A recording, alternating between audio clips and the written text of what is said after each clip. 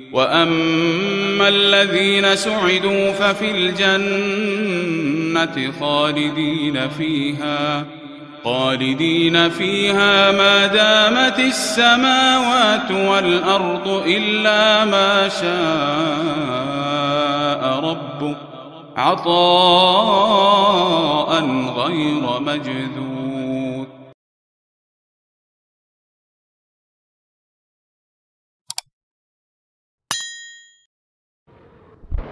اب دیکھیے آپ حضرات فارغ ہو کر کے جائیں گے تو سب سے پہلی بات تو یہ ہے کہ یہ علمی سلسلہ جو ہے جو اللہ تبارک و تعالیٰ نے آپ کو اپنی محنت اور حیثیت کے مطابق جو کچھ بھی عطا فرمایا، اس کو دوسرے لوگوں تک پہنچانے کے لیے آپ کو پوری کوشش کرنا چاہیے. یہاں سے جانے کے بعد بھی تدریس کا سلسلہ باقی رکھیں. قرآن حدیث اور مطلب یہ ہے کہ علوم دینیہ کی اشاعت اور ترویج ہی کو آپ اپنی زندگی کا نصب العین بنائیں. دنیا کمانے کے پیچھے نہ پڑ جائیں کہ کہیں جا کر کے ہوٹل کے گلے پر بیٹھ گئے یا جا کر کے جو ہے وہ ٹریکٹر چلانا چالو رکشا چلانا چالو کر دیا یا کہیں کوئی اور دکان کھول کر کے بیٹھ گئے. نہیں، یہی مشغلہ، یہی اصل چیز ہے کہ ہم اپنی زندگی کو اسی کے لیے وقفہ کر دیں. پہلی نیت تو یہ کر لیجئے کہ جو بھی حالات پیش آئے، حالات کا بعض لوگ کہتے ہیں. ایک صاحب ملے مجھے کہ میں نے کچھ 2-4 سال پڑھایا، پھر حالات پیش آئے تب میں پڑھانا چھوڑ دیا. میں نے ان سے کہا کہ اچھا بھائی، دنیا میں دوسرے لوگ جو دوسرے کام کرتے ہیں، تاجر لوگ، کیا ان کو حالات پیش نہیں آتے؟ حالات پیش آنے کی وجہ سے کسی تاجر نے تجارت چھوڑی. گھر میں آدمی رہتا ہے تو گھروں میں یہ جو ازدواجی زندگی ہے اور معاشرتی زندگی، اس میں حالات پیش نہیں آتے. کیا ان حالات کے پیش آنے کی وجہ سے کوئی آدمی گھر چھوڑ کر کے چلا گیا؟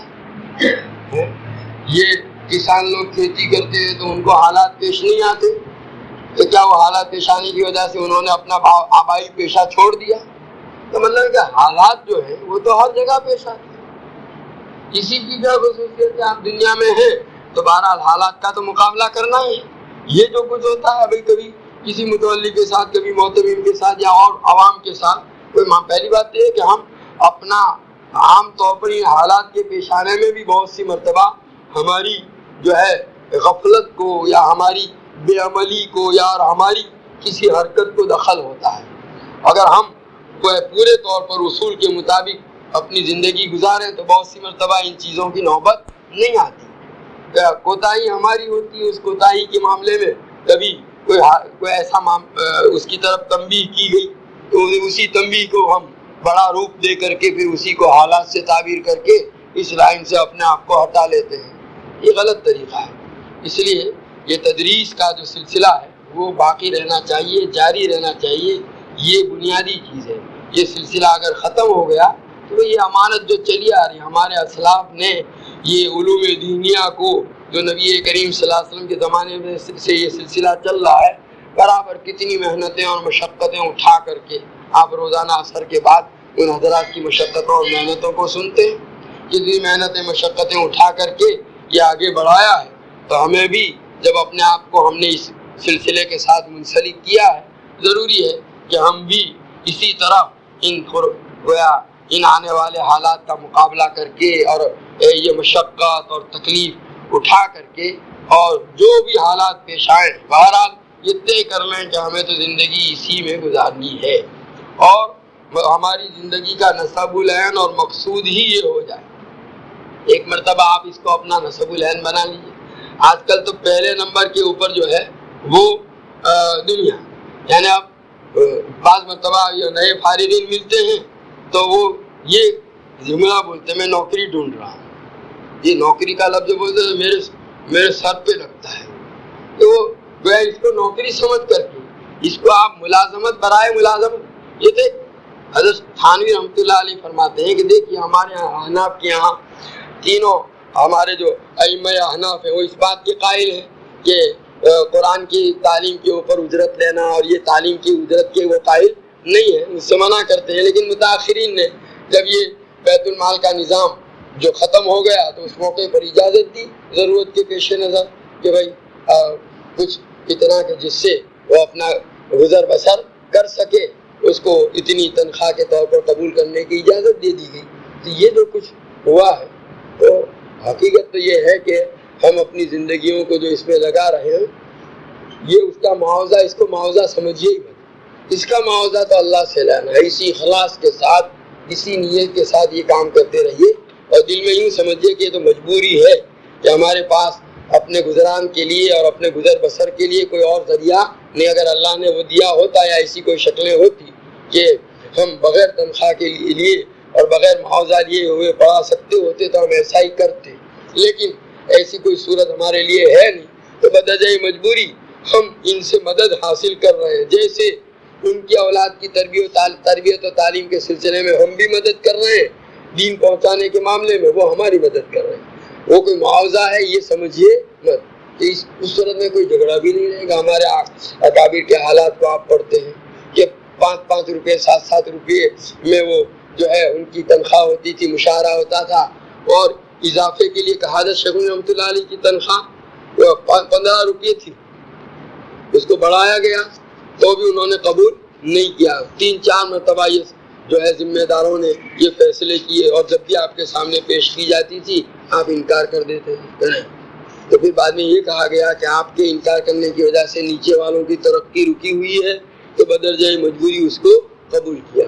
تو بہرحال یہ میں یہ نہیں کہتا کہ ہم اس طرح گویا اتنی عظیمت کا مظاہرہ کر سکتے ہیں، یہ تو ہم لوگوں کے لیے ممکن بھی نہیں کہ ہمارے اکابر کسی عظیمت لے آویں، لیکن اتنا ضرور ہے کہ اپنا مزاج اور اپنے دل و دماغ کے تصورات میں یہ چیز تو بھولے سے بھی نہیں آنی چاہیے کہ ہم یہ کچھ کما رہے ہیں۔ نہیں، یہ جو کچھ ہے وہ تو ہمیں گویا اپنے گزران کے لیے تعاون کے طور پر ایک چیز ان مسلمان بھائیوں کی طرف سے مل رہی ہے، یہ سمجھیے بس، خالی اس کے علاوہ اور اس کو تنخواہ یا اپنی محنت کا معاوضہ مت قرار دیجیے۔ وہ یہ اسی کو قرار دینے کی صورت میں بھی پھر لوگ یوں کہتے ہیں کہ یہ تو بہت کم ہے، ہم اتنا کام کرتے ہیں، اور یہ ساری پریشانیاں پیش آتی ہیں۔ اور میں تو دیکھیے آج کل برا لگانے کی بات نہیں ہے، وہاں ابھی اتفاق کھروٹ گیا تھا ابھی حج سے آنے کے بعد، تو وہاں تقریر کے دوران ایک چیز دل میں آئی ہے کہ بھئی دیکھیے آج کل یہ تبلیغی جماعت میں لگے ہوئے جو حضرات ہیں، ان میں سے بعض حضرات جو اہل علم کے اوپر یہ بھی تنقید کرتے ہیں کہ یہ جو پڑھنے پڑھانے کا ان کا سلسلہ ہے یہ تو ان کا کاروبار ہے، یہ کوئی دین کی خدمت تھوڑی ہے۔ وہ ایسا بولتے ہیں، ایسا بولنے والے بول رہے ہیں، آپ نے بھی ممکن ہے سنا ہوگا، آپ کے علموں میں بھی آیا ہو۔ تو یہ جو بات بعض حضرات کی طرف سے کہی جا رہی ہے، تو میں نے طلباء سے یوں کہا کہ آخر یہ اس لیے کہہ رہے ہیں کہ یہ اس کے اوپر دلیل کے طور پر یوں پیش کرتے ہیں کہ دیکھیں یہ کام کر رہے ہیں، اس کی تو یہ لوگ کیا کر رہے ہیں، تنخواہ لیتے ہیں۔ تو تنخواہ لیتے ہیں تو اس کا مطلب یہ ہوا کہ وہ دین کے کام کے طور پر کرتے نہیں ہیں، بلکہ ایک مزدوری اور ملازمت کے طور پر کرتے ہیں۔ تو میں نے ان سے یوں کہا کہ بھئی دیکھیے تنخواہ جو لے رہے ہیں یہ ہم ہی لے رہے ہیں، ایسا نہیں، ہم سے پہلے ہمارے اکابر بھی تو تنخواہ لیتے تھے، لیکن ان کے متعلق کسی کے حاشیۂ خال میں بھی یہ بات نہیں آئی کہ وہ کوئی یوں کہتا کہ وہ لوگ یہ جو کچھ کر رہے ہیں وہ کائے کے لیے کر رہے ہیں، دنیا کمانے کے لیے یا کاروباری حیثیت سے کر رہے ہیں۔ کیوں؟ لیکن ان کے دل میں یہ نیت تھی نہیں، تنخواہ لینے کے باوجود دل میں حاشیۂ خیال میں بھی یہ بات نہیں تھی کہ ہم جو لے رہے ہیں وہ کیا کر رہے ہیں، کوئی کاروبار یا ملازمت کرتے ہیں۔ وہ تو جو کرتے تھے خالص للہ خدمت ہی کی نیت سے کرتے تھے، یہ جو ہوتا تھا گویا ان کی خدمت دنیاوی اعتبار سے کی جا رہی ہے وہ لوگوں کی طرف سے۔ تو چونکہ وہ جو لیتے تھے وہ تنخواہ کی نیت سے لیتے ہی نہیں تھے، اور ان کے کاموں میں ان کی نیت خالص اسی کی ہوتی تھی، خدمت دین ہی۔ آج ہم نے اپنی نیتیں بدل دی، تو نیتیں بدل گئی تو اس کا اثر یہ ہوا کہ اب لوگوں کی زبان پر بھی آنے لگا، جو لوگ یوں کہتے ہیں کہ یہ جو کچھ کرتے ہیں وہ کائے کے کاروبار ہے ان کا، اور یہ کوئی دین کی خدمت تھوڑی، بولنے والے بول رہے ہیں۔ تو آخر ان کی زبانوں پر یہ بات آئی، غلط کرتے ہیں وہ بولتے ہیں، یہ تو اپنی جگہ پر ایک حقیقت ہے کہ بولنے والوں ان کا یہ بولنا جہالت کی بات ہے، سب کچھ ہے، اس سے میں اس سے ابھی تعارض نہیں کرنا چاہتا، ابھی تو میں اپنی جماعت کو غور و فکر کی دعوت دینا چاہتا ہوں کہ آخر ان کی زبان پر یہ چیز آئی کیوں، یہ تنخواہ لینے کا سلسلہ آج کا تو ہے نہیں. ہمارے اکابر و اسلاف جو گزرے ہیں انہوں نے بھی تنخواہیں لی اور تنخواہ لے کر کے پڑھایا. ان کو تو کسی ایک آدمی نے بھی نہیں کہا بھول سے بھی جو کچھ کرتے ہیں وہ کاروبار کرتے ہیں. آخر کیوں؟ وہی نیتوں کا تھا. اس لیے کبھی آج کل ایک عام مثال بس نوکری.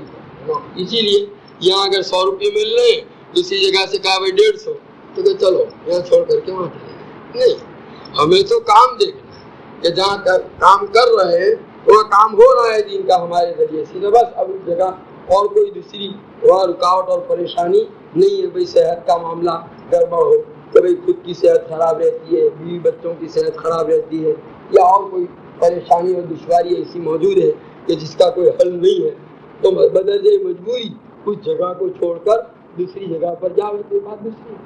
لیکن یہ ان وجوہات کی وجہ سے یہاں کچھ مل رہا ہے کہ دوسری جگہ پر اس سے زیادہ.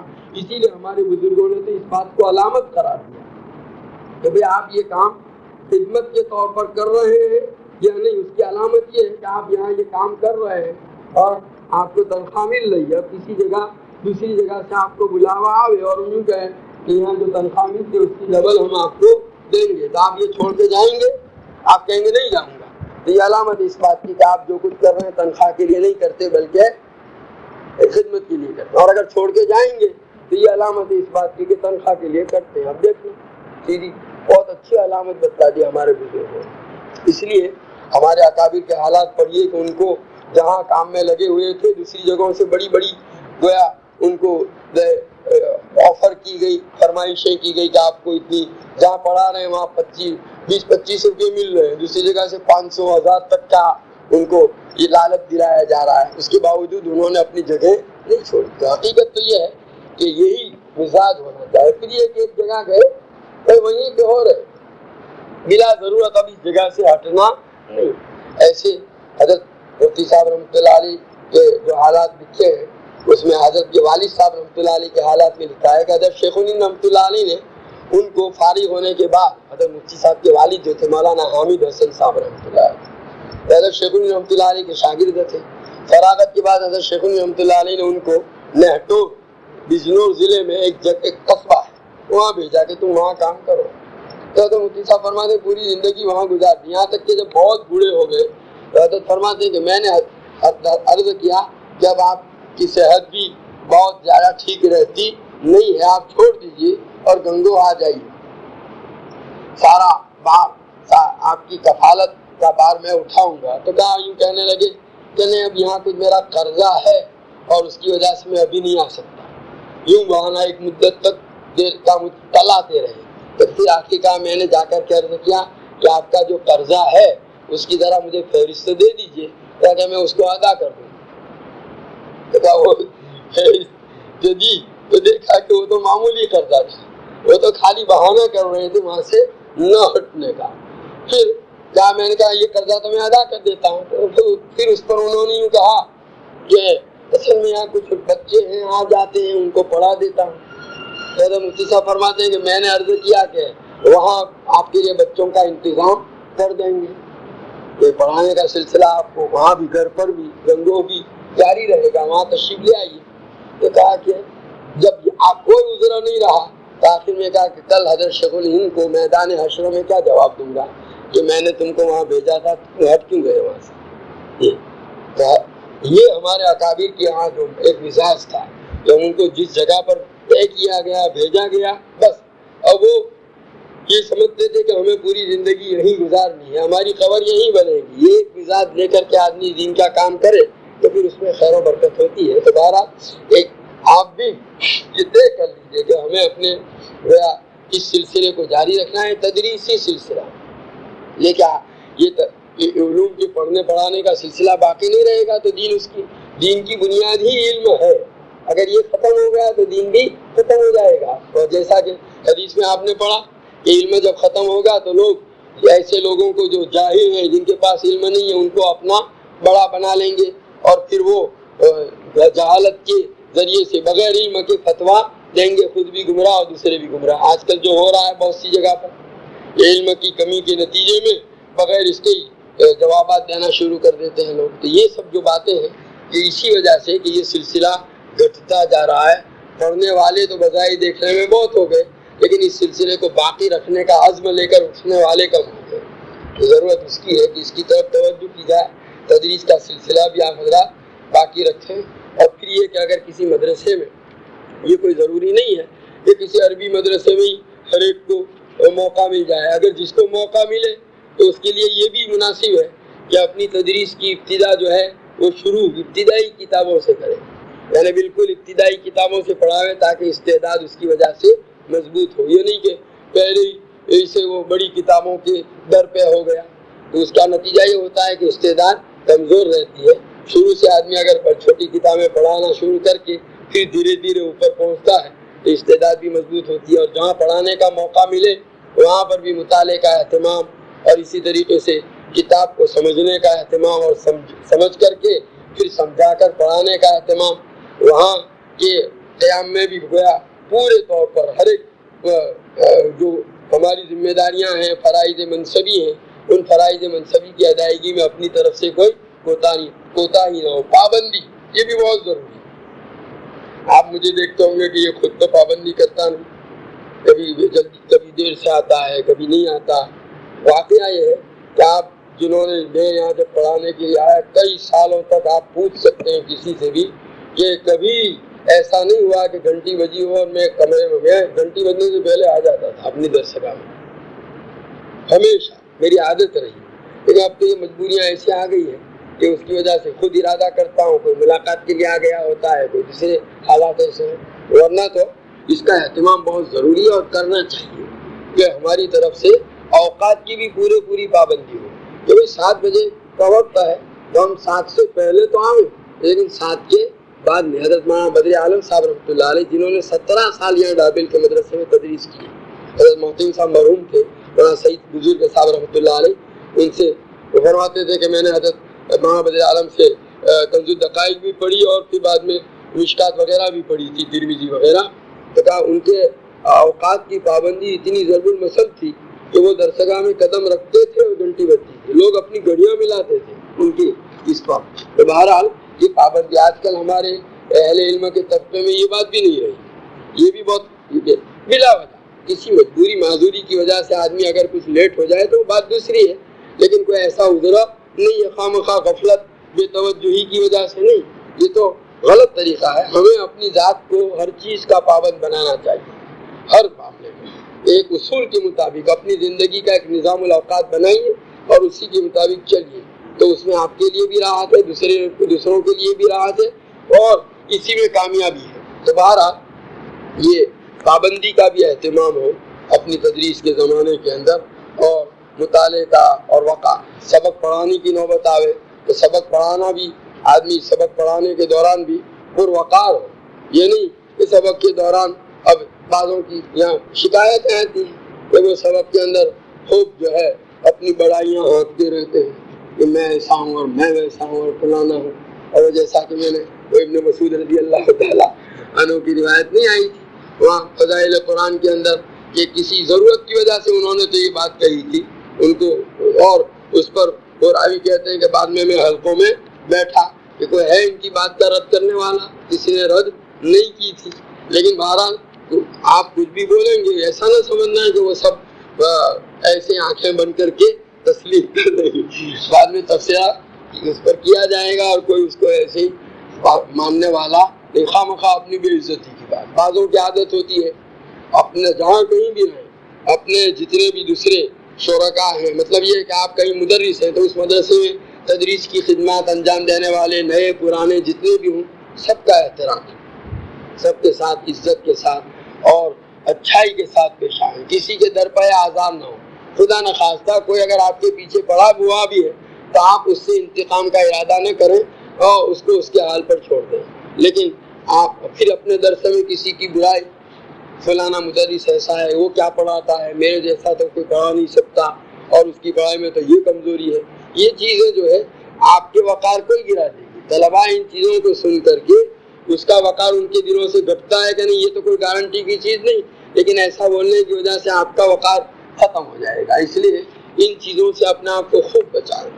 تو دوران درس بھی کوئی ایسی چیز ہماری طرف سے آپ کی طرف سے پیش آنی نہیں چاہیے۔ پھر یہ کہ طلباء کے ساتھ بھی جو معاملہ ہو اس میں بہت سی مرتبہ ان کے سامنے اپنی ضرورتوں کا اظہار، پھر کہ بھائی کوئی مالدار طالب علم ہے تو اس کے سامنے اس انداز سے کہ بھائی ہماری فلاں ضرورت ہے، اشارے کنایے کے اندر بعض جو ہے صریح الفاظ میں بھی کہتے ہیں، یہ ساری باتیں اس سے بھی آدمی کا وقار باقی نہیں رہتا۔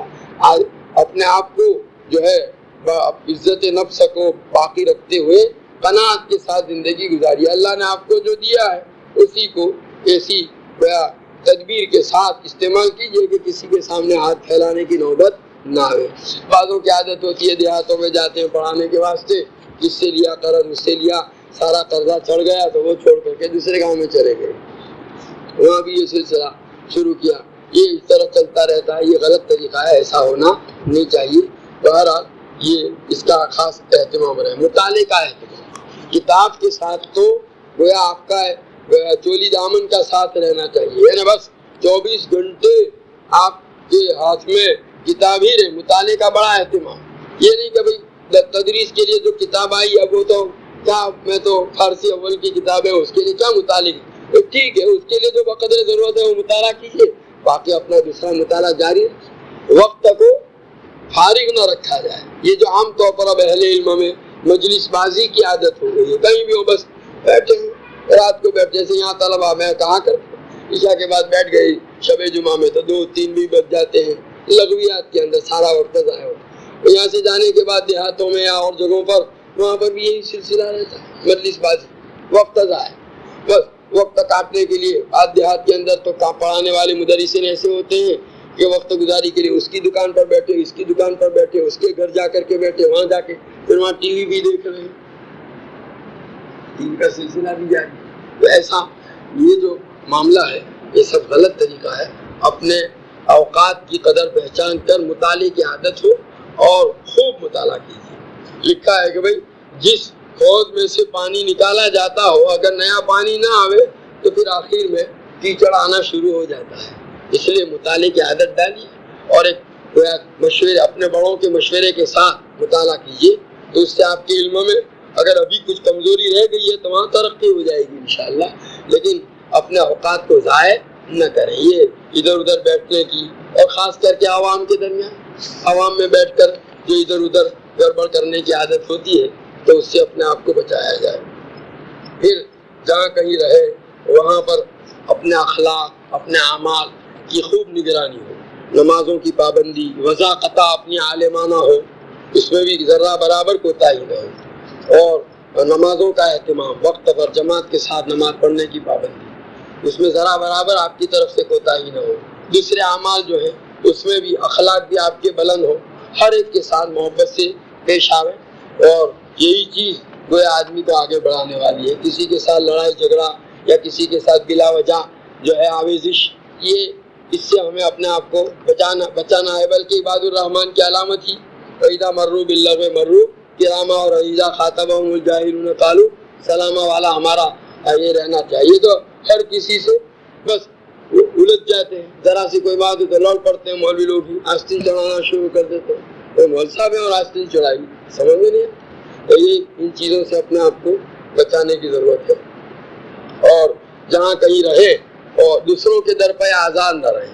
بعضوں کی عادت تجسس کی ہوتی ہے، اور یہ کہ فلانا کیا کرتا ہے، فلانا کیا کرتا ہے، وہ کہاں جاتا ہے، اس کی کس سے ملاقات ہوتی ہے، کون اس سے ملنے کے لیے، یہ سارے چکر میں پڑنے کی ہمیں کیا ضرورت ہے۔ ہم اپنے کام میں مشغول رہیں، اپنی مشغولیات ہمارے لیے اتنی اہم ہو کہ ان چیزوں کے لیے ہمارے پاس وقت بھی نہیں، اور کوئی آ کے کہے تو اس کی طرف دھیان بھی دینے کی ضرورت نہیں ہے۔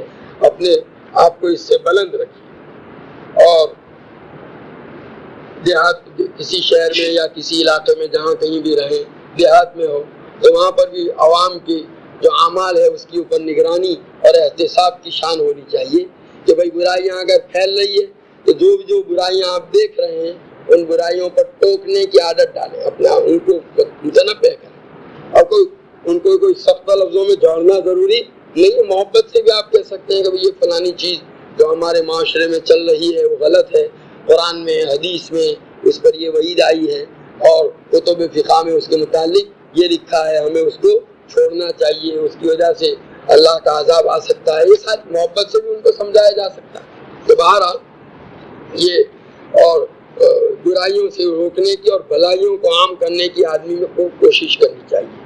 پھر اپنا تعلق بھی اللہ تعالیٰ کی ذات سے مضبوط کرنے کے لیے گویا تقویٰ اور طہارت کا اہتمام، اہل اللہ سے اور اہل قلوب سے اپنا تعلق باقی رکھیے گا، جس کے نتیجے میں اپنا ایک نظام رات کا، اپنی عبادات کا بھی نظام، یہ نہیں کہ خالی 5 وقتوں کی نماز پر اکتفا کر لی یا قرآن پاک کی تلاوت کرتے ہیں، ایک پارہ یا 2-4 تسبیحات پڑھ لیتے ہیں. نہیں، تہجد کی نماز کا اہتمام اللہ تعالیٰ کی ذات کے ساتھ. جب آپ کام اللہ تعالیٰ کا کر رہے ہیں تو جس ذات کا کام کر رہے ہیں اس کے ساتھ خصوصی تعلق ہونا چاہیے، خصوصی ربط ہونا چاہیے.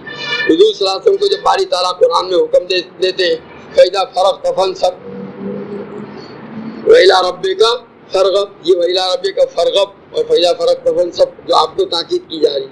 کیا آپ دن بھر جو کام کرتے تھے وہ کوئی دنیا داری کا کام کرتے تھے؟ تجارت میں مشغول رہتے تھے؟ آپ بھی تبلیغ و رسالت میں دین بھر مشغول رہتے ہیں، وہ بھی دین کا کام. اب کسی کو کہا جاتا ہے کہ یہ سب کام کرتے ہیں، کیا دین کا نہیں کہتے؟ دلائل تو ایسے ان کے پاس بس الٹی باتیں ہی کرتے ہیں آج کل کے مولوی عام طور پر سیدھی کہ بھئی یہ سارے کام تو حضور صلی اللہ علیہ وسلم، ہم سے بڑھ کر حضور صلی اللہ علیہ وسلم کے یہ سارے کام تھے. اس کے باوجود اللہ تعالیٰ کی طرف سے حضور صلی اللہ علیہ وسلم کو تاکید کی جا رہی کہ اس کا اہتمام کریں. اس لیے اس کی طرف بھی توجہ ہونی چاہیے کہ بھئی کم سے کم اپنے آپ کو اللہ تعالیٰ کے ساتھ مربوط رکھو، آپ کا قلبی تعلق اللہ کی ذات سے ہو، حضور صلی اللہ علیہ وسلم کی محبت اور عشق ہو، دین کو پھیلانے کا جذبہ ہو آپ کی ذات کے اندر، آخرت کی رغبت ہو، دنیا سے بے رغبتی ہو. یہ نہیں کہ جب بیٹھے ہیں بس دنیا ہی کے پیچھے. ایک طبقہ ایسا ہے ہمارے اہل علم میں کہ آپ ان کے پاس 5 منٹ بیٹھیں گے تو آپ ہی دنیا کی کسی چیز کی محبت لے کر اٹھیں گے. وہ بیٹھتے ہیں، باتیں ان کی ہوتی ہیں، یہ کما رہا ہے فلانا، یوں کما رہا ہے، یوں پلاٹ خریدنا چاہیے، یوں جو ہے وہ مکان خریدنا چاہیے، یوں رکشہ، یوں تجارت کرنی چاہیے.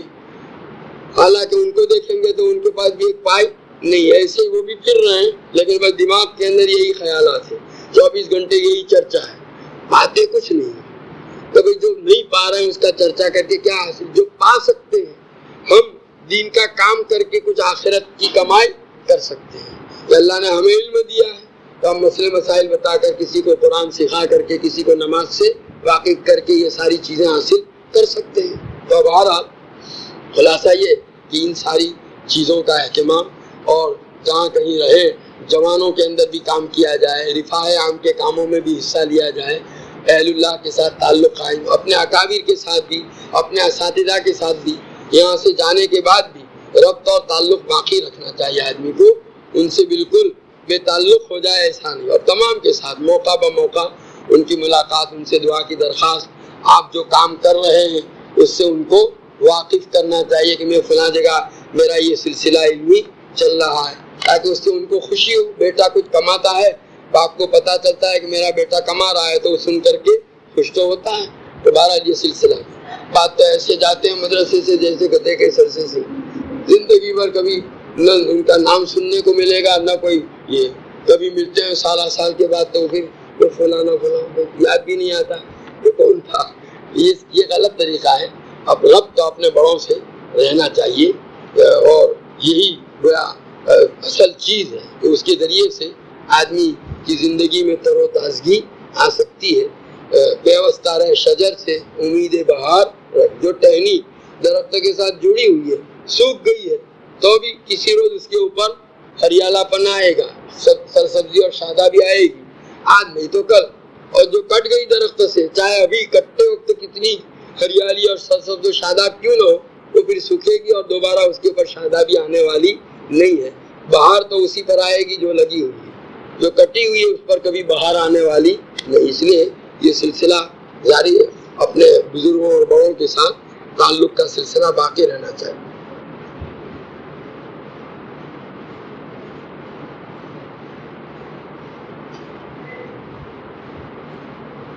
مختصر چیزیں ہیں آپ حضرات کے سامنے بتلا دی، اس کا اہتمام کریں، دعا کریں. تبارک اسمک و تعالی جدک و لا الہ غیرک، اللہم صلی علی سیدنا و مولانا محمد و علی آل سیدنا و مولانا محمد کما تحب و ترضى بعدد ما تحب و ترضى. ربنا ظلمنا انفسنا وان لم تغفر لنا وترحمنا لنكونن من الخاسرين. ربنا آتنا في الدنيا حسنة وفي الآخرة حسنة وقنا عذاب النار اللهم وفقنا لما تحب وترضى وفقنا لما تحب وترضى من القول والعمل والفعل والنية والهدى اللهم آت نفوسنا تقواها وزكها يا الله تعالى ما فرما ہماری خطاؤں سے لگنے فرما اے اللہ یہ بچے جنہوں نے اپنی زندگیوں کا ایک حصہ لگایا اے اللہ اپنی مقبول کرو اور اے اللہ اپنی اے اللہ مقدر کے مطابق جو بچا سکتے ہیں اے اللہ ان میں سارے